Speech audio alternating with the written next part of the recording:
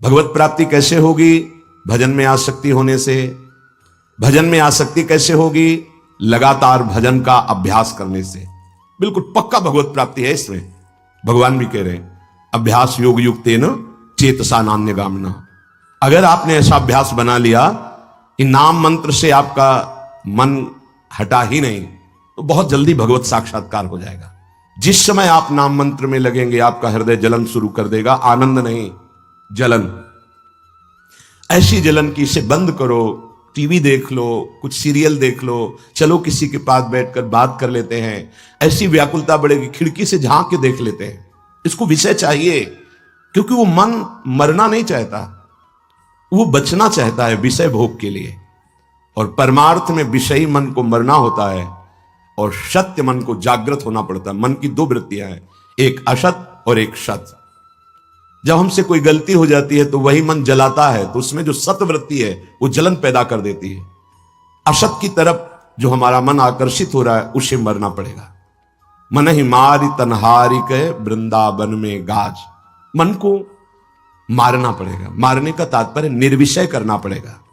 कह रहे हैं दृष्ट एवं अदृष्ट, देखे हुए, भोगे हुए, सुने हुए विषयों को भूलना ही हमारा लक्ष्य है। कैसे भूले? जो नाम मिला है, जो मंत्र मिला है, आप तदाकार वृत्ति कीजिए। तदाकार कहते हैं सामने मंत्र लिखा है उसी में तन्मय हो रहे। आनंद नहीं मिलेगा प्रारंभ में जो कह रहे हैं, ये छाती की बात कह रहे हैं। जलन पैदा होगी, विकलता पैदा होगी, भागने का मन होगा, किधर भागूं, इस जलन से कैसे बचूं। और जहां नाम छोड़ दिया, विषय सेवन किया, वो जलन मिट जाएगी। पर वो जलन आपको परमानंद में ले जाने वाली थी। अब जो जलन होगी वो दुर्गति प्रदान करने वाली होगी।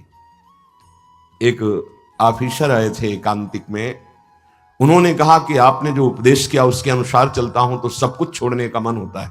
बोलो क्या करें?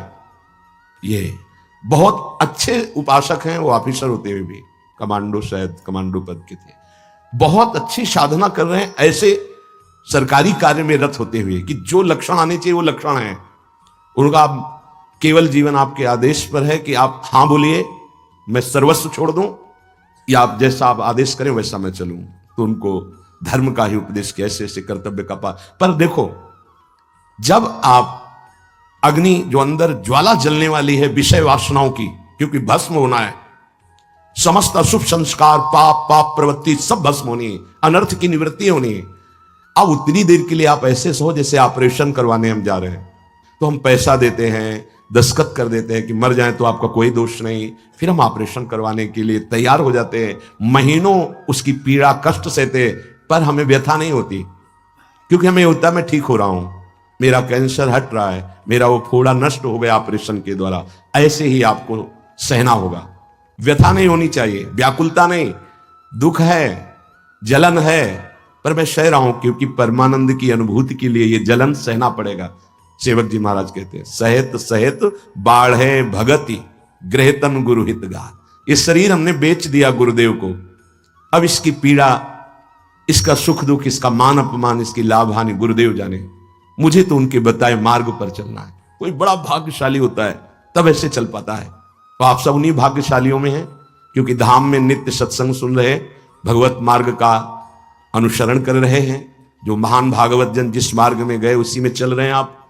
तो अब यह ध्यान देना है कि आपके अंदर चिंतन क्या चल रहा है। चिंतन क्या चलता है? देखे हुए भोगों को पाने की इच्छा, भोगे हुए भोगनों पुनः भोगने की इच्छा, तृष्णा, और सुने हुए भोगों को भोगने की इच्छा। इसको मिटाना है तो आपको नाम चलाना ही चलाना है, मंत्र चलाना। अगर आप नाम मंत्र में नहीं तो इसी में रहेगा मन। भोगे हुए भोगों का चिंतन करेगा, सुने हुए भोगों का चिंतन करेगा, देखे हुए भोगों का। इसका कार्य है मन इंद्रियों के साथ भोगों में ही लगा रहा है अनंत जन्म से। अब आप साधना मार्ग में उतरे हैं तो आपको बचना है भोग चिंतन से। भोग क्रिया तो बहुत आगे की बात है, भोग स्फुरण भोग चिंतन से ही बचना है। संपूर्ण मायाकृत भोग ही है। कैसे बचे? बोले नाम राधा, बार बार बार बार हम इसको लिख रहे हैं, इसी का चिंतन कर रहे हैं। अब वो अंदर से मन विषय फेंक रहा है, आप नाम का चिंतन कर रहे हैं, कुछ नहीं कर पाएगा, वो डिलीट होता चला जा रहा है। वो उसका जितना भरा हुआ कूड़ा करकट विषयों का है सब नष्ट होता चला जा रहा है। आगे कह रहे हैं, पहले दृष्ट अदृष्ट विषयों का चिंतन भूले। देखो कभी आनंद लेके देखो ना, आप तो परमार्थ के वीर हैं। घंटे 2 घंटे कोई अन्य चिंतन नहीं हुआ। 24 घंटे में प्राय अच्छे उपासक ज्यादा देर टिकते हैं नाम मंत्र में। देखो ना, 1 घंटे से कोई अन्य विषय चिंतन ही नहीं हुआ, केवल मंत्र चलता रहा। 1 घंटे से केवल हम प्रियाजू के नाम में ही स्थित हैं। धन्य हो रहा है जीवन। देखो 10 मिनट का अभ्यास करके देखो, 10 मिनट कोई अन्य चिंतन नहीं, केवल नाम मंत्र चल रहा है। ये सब शास्त्रों का सार तुम्हें बता रहे हैं, यही करना है। चाहे जिस मार्ग से चले, चित्तवृत्ति को रोक करके परमात्मा में लगाना ही हर सिद्धांत का स्वरूप है। अब जो आगे बात कह रहे हैं वो और खास कह रहे हैं। कह रहे हैं कि आपका स्वरूप ब्रह्म है, ज्ञानी महापुरुष है, पर अब स्वयं प्रकाश आपको अपने स्वरूप का भी चिंतन नहीं करना। अब आपको स्मरण करना है परम विमुग्ध रूप वृंदावन में अपनी प्रियादासी के स्वरूप का। क्योंकि आप जिस रस के लिए बुलाए गए हैं उस रस का रसास्वादन भाव देह से ही हम प्रियाजू के पास पहुंचेंगे, ना कि इस पांच भौतिक देह से। हमारे स्वरूप में एक चमत्कार है, हम जैसा चिंतन करेंगे वैसा वो अनुभव में आने लगता है। ना उसका कोई रूप है, ना उसका कोई आकार है। हम जो रूप चिंतन करेंगे वही रूप वो स्वीकृत हो जाता है और अनुभव में आने लगता है। स्पष्ट बात है। इसे बहुत खोल के कह रहे हैं श्रीपाद जी कि स्वप्रकाश ब्रह्म आपका स्वरूप है। उसको क्या रूप देना है? जो कोई रूप नहीं देते वो मुक्त हो जाते हैं, लेकिन भक्त मुक्ति नहीं चाहता तो रूप देता है। दास्य रूप, सख्य रूप, वात्सल्य रूप, गोपी रूप, शैचरी रूप। जैसे अभी हमारे स्वरूप में ना कोई स्त्री है ना कोई पुरुष है, वो चैतन्य घन परमात्मा स्वरूप है। अपने को स्त्री माना तो वैसे ही चेष्टाएं होने लगी, पुरुष माना तो वैसे ही चेष्टाएं होने लगी। स्वप्न में भी कभी स्त्री अपने को पुरुष नहीं देखते, पुरुष स्त्री नहीं देखता। वो जो है स्वीकृति वही देख पाता है, ना स्त्री है ना पुरुष है, स्वीकृति हो गई। आपका स्वरूप क्या है? बोले चैतन्य घन प्रकाश आत्म स्वरूप। बोले अब उसका भी चिंतन नहीं करना। क्या करना है? मैं प्रियाजू की निज सखी हूं। बोले हम पुरुष है, सखी कैसे सोच ले? नहीं, ये पुरुष बाहरी पोशाक है। स्वरूप में ना स्त्री है ना पुरुष है, स्वरूप में ना स्थूल है ना सूक्ष्म है ना कारण है, वो चिदानंद है। कोई भाव नहीं, कहीं लगाव नहीं, मुक्त हो गया। भाव है, लगाव है तो भक्त हो गया। प्रेम। इसीलिए हरिवंश महाप्रभु कहते विभेमी कैवल्यता, मोक्ष से मुझे भय लगता है। क्यों? प्रियाजू छूट जाएंगी। मुझे नहीं चाहिए मोक्ष, मुझे प्रियाजू चाहिए। अब हम अपने वृंदावन धाम के प्रेम रस का रसास्वादन करने के लिए अपने स्वरूप का चिंतन करें। किशोरी मात्मानम किमी सुकुमारी मुकले। आप ऐसे मानना शुरू करें तो जान जाएंगे मैं श्री जी की प्रिय सखी हूं। बस इतना। न मैं स्थूल हूं, न सूक्ष्म हूं, न कारण हूं, मैं श्री जी की सखी हूं। और जो आपको मंत्र मिला है वो मंत्र आपको स्वरूप प्रकाशित करेगा। काम तो नाम से ही सब हो जाता है, फिर मंत्र क्यों मिला? जब नाम की इतनी महिमा है, स्वयं हरिवंश महाप्रभु कहते हैं राधा नामैव कार्यम हेनुदिन मिलितम साधना घी कोटिस। यदि केवल राधा नाम जपने को मिल जाए तो सब काम बन जाए। करोड़ों साधनाएं जो नहीं कर सकती वो राधा नाम कर देगा। तो फिर मंत्र क्यों देते हैं?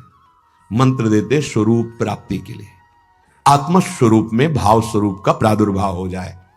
ये जो बीज मंत्र है निकुंज का, निज मंत्र, जितना आप जपोगे उतने आपका स्वरूप प्रकाशित होता जाएगा। अब पाए रतन चीन्ह्यो नहीं, दीन्ह्यो करते डारी, ये माया श्री कृष्ण की मोहे सब संसार। इतना महामहिम दिव्य स्वरूप प्रकाशित करने वाला आपको मंत्र प्राप्त है, आप उसमें टिक ही नहीं रहे। आप बाहर भ्रमण कर रहे हैं भोगों के चिंतन में, शरीर के सुख चिंतन में, और जबकि महासुख का पिटारा आपको मिल गया है, बस खोलना है उसको। जितना आप मंत्र की आवृत्ति करेंगे उतने ही आपका देह भाव विस्मरण होकर स्वरूप स्थित हो जाएंगे। मान लीजिए या तो श्रीमद चतुराशी जी चल रही और या निज मंत्र चल रहा है। कई वाणी हरिवंश की, कई हरिवंश है ना, या तो श्रीमद सुधा निधि, राधा रस से परिपूर्ण, चतुराशी जी केली रस से परिपूर्ण, और दोनों का बीज निज मंत्र और उसका सतत चिंतन, तो ये रस आ जाएगा। अब जब पहले तो दृष्ट अदृष्ट विषय भूले, फिर ये वेदांत का जो चरम लक्ष्य है स्वयं प्रकाश परमात्मा स्वरूप वो है। इसीलिए श्रीपाद भी कह रहे हैं स्वप्रकाश ब्रह्म का भी चिंतन, अपने आत्मस्वरूप का चिंतन इस रूप में ना करके परम वैभव से विमुक्त वृंदावन रस का रसास्वादन करने के लिए अपने को किशोरी रूप में चिंतन करें, स्वामिनी की प्रिय सखी रूप में चिंतन करें। तो क्या भक्ति मार्ग का, प्रेम मार्ग का उपासक वेदांत चिंतन नहीं कर सकता? पूज्य बाबा श्री उड़िया बाबा जी महाराज, क्या भगवत प्रेम मार्ग में वेदांत बाधक है? वेदांत श्रवण और वेदांत चिंतन न करे? तो बाबा कह रहे हां बाधक है। क्यों? क्योंकि प्रभु की प्राप्ति के अनेक मार्ग हैं, उनमें से प्रेम मार्ग है प्रभु को साक्षात साकार रूप में देखते हुए उनकी सेवा में रहना, और ये जो वेदांत मार्ग है ये मोक्ष मार्ग है, मुक्त होना। एक साथ दो भाव नहीं चल सकते, दासोहम और शिवोहम, मैं ब्रह्म हूं और मैं प्रभु का दास हूं, एक साथ नहीं चल सकता। हाँ, जो मैं है ये जान करके द्वैत से अद्वैत में और अद्वैत से द्वैत, ये रसाद्वैत है, प्रेमाद्वैत है, ये आगे का विषय है। पर अगर वेदांत श्रवण करेगा तो भक्ति फिर नहीं रह जाएगी, क्योंकि भक्ति में दासत्व मुख्य होता है। मैं प्रभु का दास हूं, तो प्रभु कौन है जब एक ही तत्व है? हाँ, एक ही, सर्वांग वस्तु तया निरीक्ष, ये तो आचार्य चरण भी कहते हैं, जैसे वेद कहता सर्वम खलमिदम ब्रह्म। अब सर्वत्र ये अनुभव होकर के ममता श्यामा श्याम के चरणों में, समता संपूर्ण विश्व में, समता सब संसार में और ममता नित्य विहार में, और उसी ममता में एक ही परम परमानंद रस तत्व प्रिया प्रीतम वृंदावन सहचरी इसके रूप में खेल रहा है। अब हम घसीटे गए हैं प्रेम रस में, नहीं तो काशी विश्वनाथ जी का तो यही रस है, स्वप्रकाश स्वयं आत्म स्वरूप में स्थित होना। तो चुन चुन के प्रियाजों ने घसीटा आप सबको। अब हमको इधर उधर मन नहीं देना, अब हमको प्रियालाल में मन देना है। अगर हम वेदांत श्रवण करेंगे, मैं ब्रह्म हूं, शिवोहम सोहमअस्मि, अयम आत्मा, तो हम प्यारी जी की दास्ता कैसे प्राप्त कर पाएंगे? तो क्या भक्त को यह ज्ञान नहीं होता? होता है। स्थूल सूक्ष्म कारण तीनों का त्यागी भक्त होता है, ऐसे ज्ञानी होता है। ज्ञानी स्वरूप बोध करके मोक्ष को प्राप्त हो जाता है, और यह स्वरूप को भाव में ले आता है। दास्य भाव, सख्य भाव, वात्सल्य भाव, गोपी सहचरी, उस भाव से, वो भाव दे से जिनका चिंतन किया जैसा वहीं पहुंच जाता है। कैलाश, साकेतपुरी, गोलोक धाम, वृंदावन धाम, जैसा चिंतन किया है वही आत्मस्वरूप एक ही ब्रह्म धाम के रूप में, धामी के रूप में, वहां के पार्षदों के रूप एक ही है, दो नहीं है। तो प्रभु के पाने के मार्ग बहुत से हैं। आपको जो मार्ग मिला है, आप अपने मार्ग में चले तो बहुत जल्दी आपको भगवत प्राप्ति हो जाएगी। इसलिए तो ऐसा भजन तो बनता नहीं है कि भगवत प्राप्ति हो जाए। हां, इसीलिए नहीं बनता कि आप भगवत प्राप्ति करना नहीं चाहते। ऐसा बनेगा कैसे? भजन में आसक्ति होने से। तो भजन में आसक्ति कैसे होगी? लगातार भजन का अभ्यास करने से। ये जोर की बात है। लगातार जो भजन करने की आसक्ति पैदा करता है, उसकी भजन में आसक्ति हो जाती है। और जो बिना भजन के परम पद प्रेम प्राप्त करना चाहता है, वो मूर्ख है। पूज्य बाबा कहे वो मूर्ख है बिना भजन के। जैसे प्राय सत्संग में कहते हैं कि आखिरी चिंतन करो कि तुम्हारे पास क्या जाएगा, मरना तो है ही। किसी ने कहा मरना तो है, मौज लेके मरेंगे, ऐसे कैसे मरेंगे? यह है मूर्खता। मूर्खता क्या प्रेरित कर रही? मरना तो है, मनमानी आचरण करके मरेंगे ना। वो समझता है मरने के बाद सब झंझट खत्म। नहीं, मरना कोई झंझट खत्म नहीं है। मरने का मतलब जो आपको अवसर मिला था मानव देह का, वो छिन गया, अब अन्य योनियों में जाओगे। तो ऐसी कमाई करो कि अन्य योनियों में जाना ही ना पड़े। आप अपने निज घर में आ जाओ, भगवत धाम में आ जाओ, आप अपने निज स्वरूप को प्राप्त हो जाओ। तो लगातार भजन करने से भजन में आसक्ति होती है। भजन में जिसकी आसक्ति हो गई उसको भगवत प्राप्ति हो जाती है। जो भजन नहीं करना चाहता, परम पद चाहता है या प्रेम चाहता है या सुखी होना चाहता है, वो मूर्ख है। उसे कभी ऐसा प्राप्त नहीं हो सकता, ना प्रेम, ना परम पद, ना परम सुख। क्या करें? ये मन बार बार संसार के भोगों में जाता है, इसीलिए भजन में नहीं लगता, तो भजन में आसक्ति नहीं होती। क्या करें? मन तो विषयों में जाता है। पूज्य बाबा कह रहे हैं, हां, लोहे से लोहा काटा जाता है, ऐसे ही चिंतन से चिंतन काटा जाता है। बहुत सूक्ष्म बात है, अगर समझ पाओ।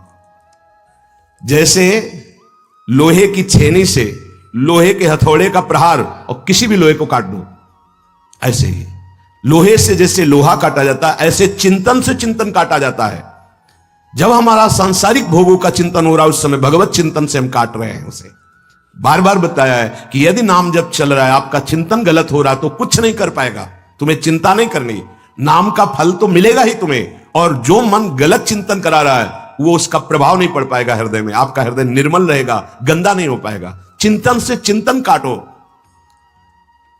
आसक्ति से आसक्ति को काटो।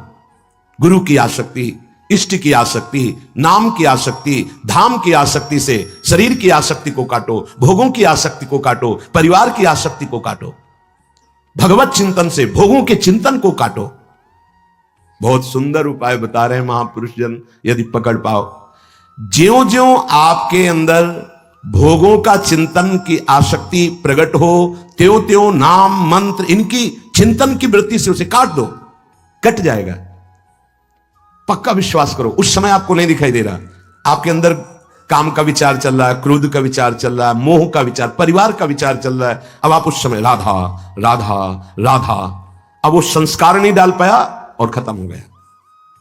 ये महापुरुषों के अनुभव, तुम्हें भले अनुभव भी ना हो, लेकिन चलना ऐसे ही पड़ेगा।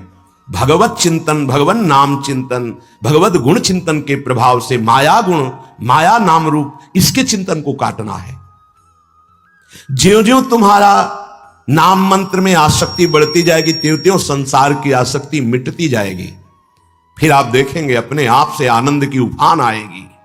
हे, किसी को भी समझाना नहीं पड़ता कि भजन करो। जैसे भूखा आदमी एकांत में अपना पेट भरने में लगा रहता है, अच्छे अच्छे पदार्थ खाने, ऐसे ही वो भगवान के नाम को ऐसे जपता है जैसे बहुत जन्मों का भूखा, एकदम एकांत में तन्मय होकर डूबा हुआ। जैसे बाण बनाने वाला बिल्कुल रोड के किनारे बाण बना रहा है, राजा की सवारी गई, उसको पता ही नहीं चला। ऐसे ही आसपास क्या हो रहा है कुछ पता नहीं। इतनी मंत्राकार वृत्ति, नामाकार वृत्ति। महाराज जी, आप तो कह रहे हैं पर बहुत कठिन लग रहा है। आप तो कह रहे हैं, पूज्यपाद उड़िया बाबा से आप कह तो रहे हैं पर बहुत कठिन लग रहा है। हां, इसलिए कठिन लग रहा है कि तुम्हें परमात्मा प्राप्ति की रुचि नहीं है, इसलिए कठिन लग रहा है। भोगों में रुचि है, परमात्मा प्राप्ति की रुचि नहीं है। अरे जिसको इष्ट प्राप्ति की लालसा जगती है, रुचि जगती है, वो निरंतर उनका चिंतन करने में ही पूरा प्रयास करता है। हम जिसकी निरंतर अभ्यास भावना करते हैं, पक्का वो वस्तु हमें प्राप्त हो जाएगी। देखो, जैसे हम आंवला नाम लिया तो आंवला का आकार हमने देखा इसलिए आ गया, और अगर चखा है तो स्वाद भी आ गया। ना आंवला है ना हमने चखा है, लेकिन दोनों चीजें आ जाएंगी, जबकि वो प्राकृतिक है। अब राधा हमने कभी देखा नहीं, कभी स्वाद नहीं चखा प्रेमामृत समुद्र का। अब ये नाम की पूरी एकाग्रता, तो ये वैसे ही रूप ले आएगा और वैसे ही रसास्वादन आपको कराने लगेगा। पर पहला इस नाम का प्रभाव होता है पाप और पाप प्रवृत्ति का नाश, इसलिए धैर्य रखना। बिल्कुल जैसे आंवला कहते हैं, आंवला सामने झलकने लगता है और उसका स्वाद आने लगता है, ऐसे एक दिन स्वामिनी जी का रूप झलकेगा और स्वामिनी जी के चरणों का प्रेम रसास्वादन होने लगेगा। विश्वास कीजिए महाराज, ये तो दिव्य दृष्टि की बात कही आपने कि नाम जपते ही रूप प्रकाशित हो गया और रूप देखा तो दिव्य दृष्टि से देखा जाएगा। तो ये दिव्य दृष्टि कब प्राप्त होती है? मतलब भजन करें तो कितना नाम जप करें जिससे दिव्य दृष्टि प्राप्त हो जाए। तुमको इससे मतलब नहीं, तुमको सिर्फ हर श्वास भजन करना है, ये नियम लो। ऐसा बाबा ने क्यों कहा? संख्या क्यों नहीं बोली? क्योंकि ऊब जाओगे। पक्का। कहा था ये कि इतने में तो दिव्य दृष्टि जागृत हो जाएगी, श्री जी के दर्शन हो जाएंगे, झंझट खत्म हो जाएगी, हर विकार से छूट जाएंगे। इसीलिए सच्चाई यह है कि आपके कितने पूर्व संचित जमा हैं आपको नहीं पता है, आपका कितना नवीन पाप एकत्रित हो चुका है आपको नहीं पता है, लेकिन उस प्रभु को पता है जिसका हम नाम जप कर रहे हैं। अब जितना नाम जप करते जाएंगे वो साफ होता चला जाएगा। अब किसका कितना है इसलिए नंबर नहीं बताया जा सकता, संख्या नहीं बताई जा सकती। इतना संख्या पूरा करो, इतना नंबर अंक पूरा करो, आपको भगवान की प्राप्ति हो जाएगी। ये लगाने के लिए भले बोल दिया जाए, हो सकता है आपका आर्त भाव से पुकारना करोड़ों नाम के बराबर हो जाएगा। इसलिए इसकी संख्या नहीं बोली बाबा ने।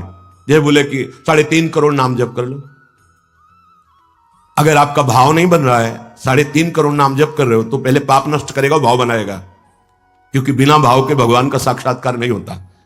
और हो सकता है कि वो इतना दैन्य हृदय का है कि कुछ ही समय तक आर्त भाव से पुकारा और श्री जी मिल गई। अब उसके आगे तो इसीलिए संख्या नहीं, आपकी तन्मयता काम करेगी। एक बार सत्संग में सुनाया था कि एक बट वृक्ष के नीचे महात्मा भजन कर रहे थे और एक पीपल वृक्ष के नीचे। नारद जी वहां से निकले तो बट वृक्ष वाले ने प्रार्थना की, आप तो भगवान के पास आते जाते रहते हैं, कभी पूछना कि मुझ अधम का भी स्मरण है प्रभु को, और मुझे कब दर्शन देंगे। जब पीपल वाले के नजदीक गए तो उसने पूछा कि आप जब जाएं तो कभी भगवान से कहिएगा कि मुझको कब दर्शन देंगे। जब देवर्षि नारद जी भगवान के पास से वापस लौटे, बट वृक्ष वाले पीपल वृक्ष वाले दोनों महात्मा दौड़ के भगवान से बात की। बोले हाँ।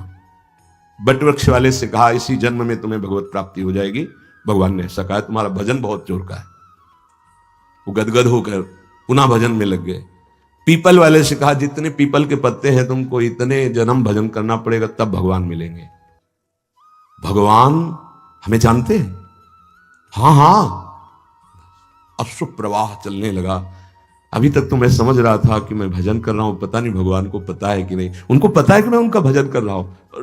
रोना शुरू, चिल्ला चिल्ला के रोना शुरू किया, हे कृपालु, हे करुणामय। ऐसे आर्त भाव से उसी क्षण भगवान प्रकट हो गए, उसी क्षण गले से लगा लिया। देवर्षि नारद जी ने कहा, प्रभु आपने तो हमें झूठा कर दिया। आपने कहा था कि जितने पीपल के पत्ते तब दर्शन होंगे, और आप तो अभी इसको दर्शन दे दिए।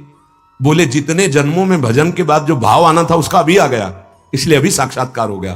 तो भगवान अंक से नहीं मिलते, भगवान भाव से मिलते। अब वो भाव कितनी जल्दी आ जाए, कब आ जाए गुरु कृपा से। इसलिए हमको ये नहीं देखना है कि हमारे अंदर दिव्य दृष्टि आई कि नहीं, हमें हर श्वास भजन करना है। ये बहुत खास बात है।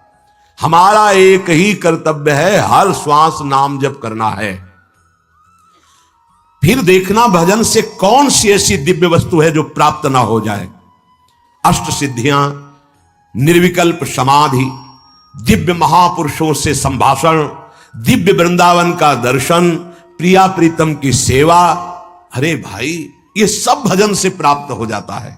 पूज्य बाबा कह रहे हैं, अरे भक्तों की तो अलग ही सृष्टि हो जाती है। भजन करने वालों की सच्ची दृष्टि बदल जाती है, तो सृष्टि जो हम भाव चिंतन करते हैं वही दिखाई देने लगता है। तो बाबा, ये भक्तों की सृष्टि कैसी हो जाती है, जिसमें निरंतर रास विलास परिहास ये हो रहा है, उनकी दृष्टि वहां पहुंच जाती है। जिधर देखे वृंदावन, जिधर देखे प्रिया प्रीतम, जिधर देखे तो विविध लीला हो रही।